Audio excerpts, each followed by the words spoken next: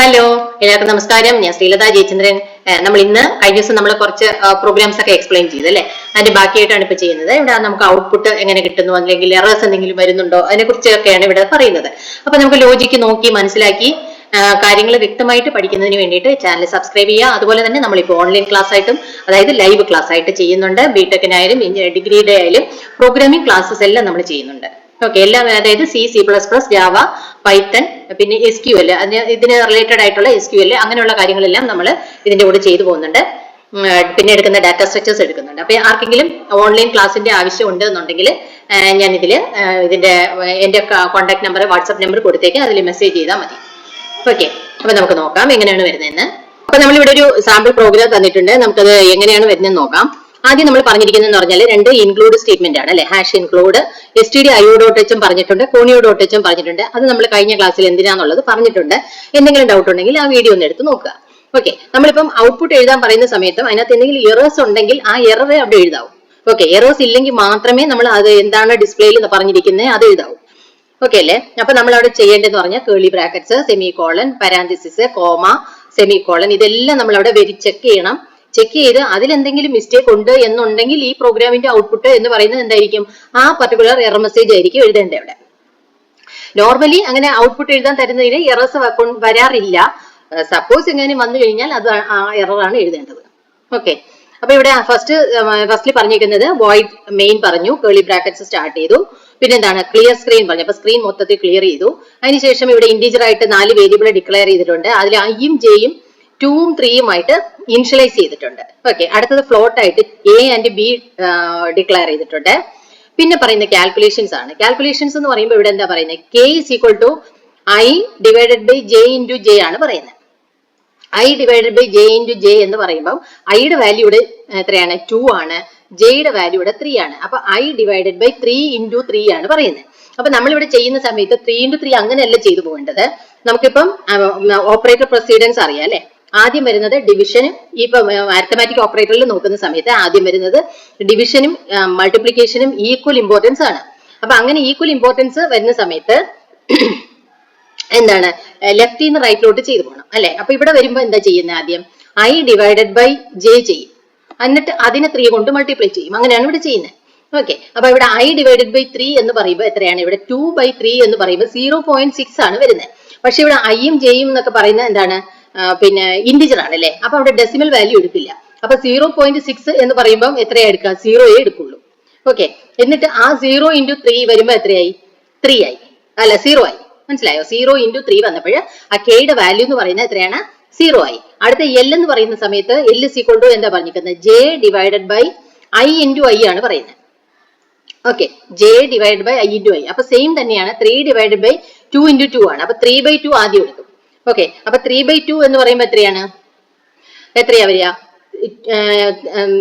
3/2 എന്ന് പറയുമ്പോൾ എത്ര വന്നു, 1.5 വന്നു. ഓക്കെ, അവിടെ 0.5 അങ്ങ് കളയും. അപ്പൊ എത്ര എടുത്തു, 1 എടുത്തു. ആ 1 × ഐയുടെ വാല്യൂ 2 ആണ്.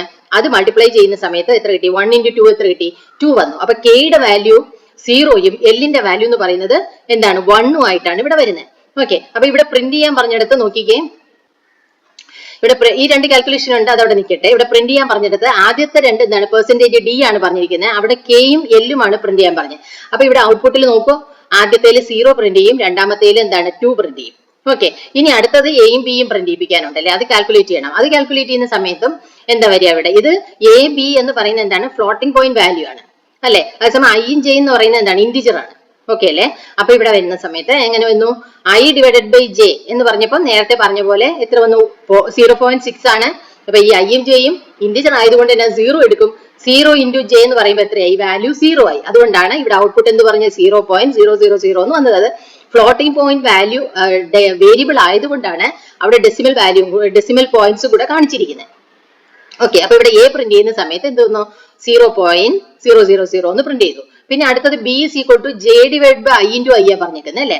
J divide by I × I പറയുമ്പോൾ എന്താ വരിക, നമ്മൾ നേരത്തെ പറഞ്ഞ പോലെ ജെയുടെ വാല്യൂ 3 ആണ്, ഐയുടെ വാല്യൂ 2 ആണ്. അപ്പൊ 1.5 കളഞ്ഞു അല്ലെ. അതിനുശേഷം എന്തെടുക്കും, ഇൻറ്റു ആ 1 × 2 വന്നപ്പോ എത്രയായി, 2 ആയി.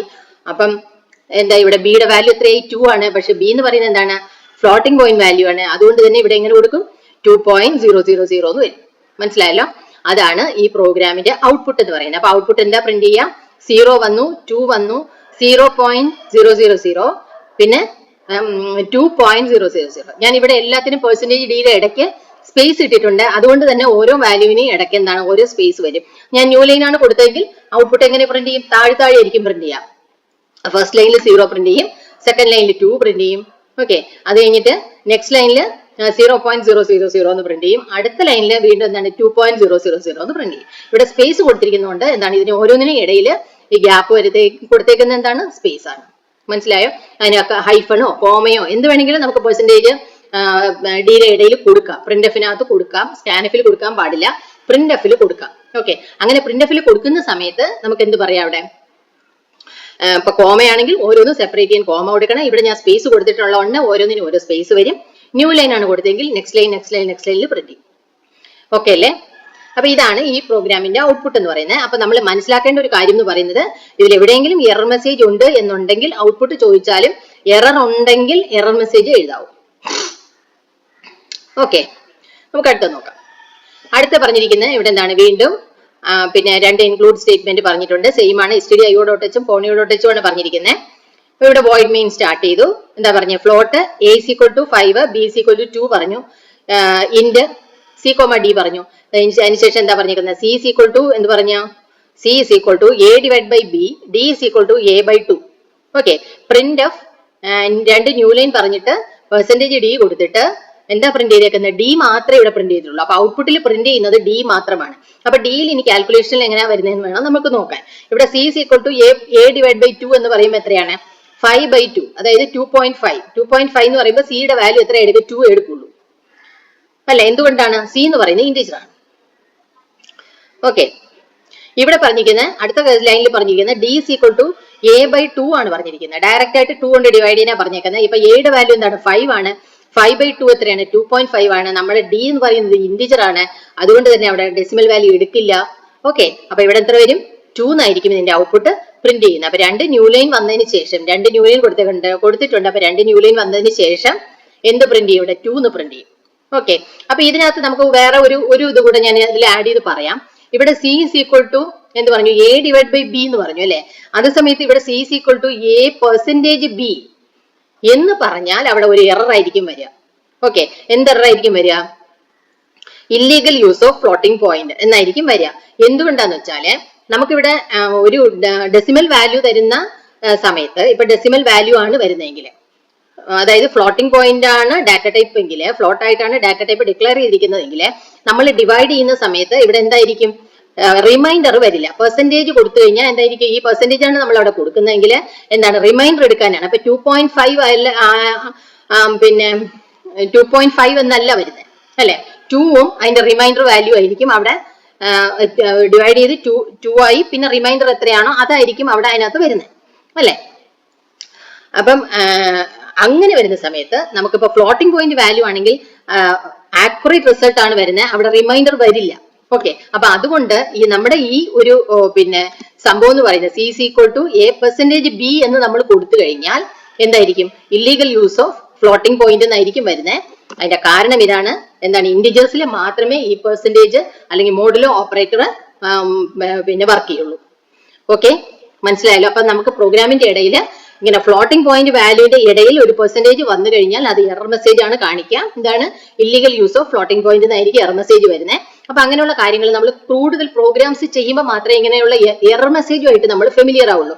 ഓരോന്ന് കാണിക്കുമ്പോഴും അത് എന്തുകൊണ്ടാണ് അത് വന്നത് അല്ലെ? ആ ഓരോ പ്രാവശ്യം നമ്മൾ പ്രോഗ്രാം ചെയ്യുമ്പോഴും എറർ മെസ്സേജ് നോട്ട് ചെയ്യണം. അപ്പോഴേ വീണ്ടും വീണ്ടും നമ്മൾ ചെയ്യുന്ന സമയത്ത് എന്താണ് ഈ എറർ മെസ്സേജ് വന്നത്, അതിന്റെ പ്രശ്നം എന്താണെന്ന് നമുക്ക് മനസ്സിലാക്കണം എന്നുണ്ടെങ്കിൽ നമ്മൾ കറക്റ്റ് ആയിട്ട് നോക്കി പോയാൽ മാത്രമേ പറ്റുള്ളൂ. ഇപ്പൊ നമ്മൾ ഒരു പ്രാവശ്യം ചെയ്തു, തെറ്റിപ്പോയി, എറർ വന്നു, ഓക്കെ, എറർ മെസ്സേജ് കാണിച്ചു. വീണ്ടും നമ്മൾ അത് കറക്റ്റ് ചെയ്യാൻ ശ്രമിക്കാതെ വീണ്ടും ബുക്ക് നോക്കിയിട്ടോ അല്ലെങ്കിൽ നെറ്റ് നോക്കിയിട്ടോ വേറൊരു പ്രോഗ്രാം എടുത്ത് കോപ്പി പേസ്റ്റ് ചെയ്ത് വെച്ച് കഴിഞ്ഞാൽ ഒരിക്കലും നമുക്ക് അതിന്റെ എറർ മെസ്സേജ് എന്താണെന്നോ അതെങ്ങനെ കറക്റ്റ് ചെയ്യണമെന്നോ ഉള്ളത് നമുക്ക് മനസ്സിലാക്കാൻ പറ്റൂല. മനസ്സിലായല്ലോ? അപ്പം അതാണ് ഇതിന്റെ ഔട്ട്പുട്ട് വരുന്നതെന്ന് പറയുന്നത്. അപ്പൊ നമ്മൾ ഇത്രയും കാര്യങ്ങൾ പറഞ്ഞത് എല്ലാവർക്കും മനസ്സിലായി കാണുന്നതാണ് ഞാൻ വിചാരിക്കുന്നത്. നമ്മൾ ഇതിന്റെ ഞാൻ നേരത്തെ പറഞ്ഞ പോലെ ഓൺലൈൻ ക്ലാസ് ചെയ്യുന്നുണ്ട്, ലൈവ് ക്ലാസ് ആണ്. ആർക്കെങ്കിലും താല്പര്യമുണ്ട്, ഡീറ്റെയിൽഡ് ആയിട്ട് പ്രോഗ്രാമിംഗ് പഠിക്കണം എന്നുള്ളവരെ സ്റ്റുഡൻസ് ആയാലും കോഴ്സ് കഴിഞ്ഞ് നിൽക്കുന്നവരായാലും അത് എല്ലാം കഴിഞ്ഞിട്ട് വീട്ടിൽ ഒന്നും ചെയ്യാതെ ഇപ്പൊ ഇരിക്കുന്നവരോ അവർക്ക് റിവൈസ് ചെയ്യണമെന്നോ ഒക്കെ ഉള്ള ആൾക്കാർക്ക് ഈ നമ്പറിൽ കോൺടാക്ട് ചെയ്യുവാണെങ്കിൽ നമുക്ക് ഡീറ്റെയിൽഡ് ആയിട്ട് പ്രോഗ്രാമിംഗ് പഠിച്ചു പോവാം. അപ്പൊ അങ്ങനെ ആർക്കെങ്കിലും വേണമെന്നുണ്ടെങ്കിൽ ഈ നമ്പറിൽ കോൺടാക്ട് ചെയ്യാം. ഓക്കെ, നമുക്ക് പുതിയ വീഡിയോ ആയിട്ട് വീണ്ടും കാണാം. Okay, by.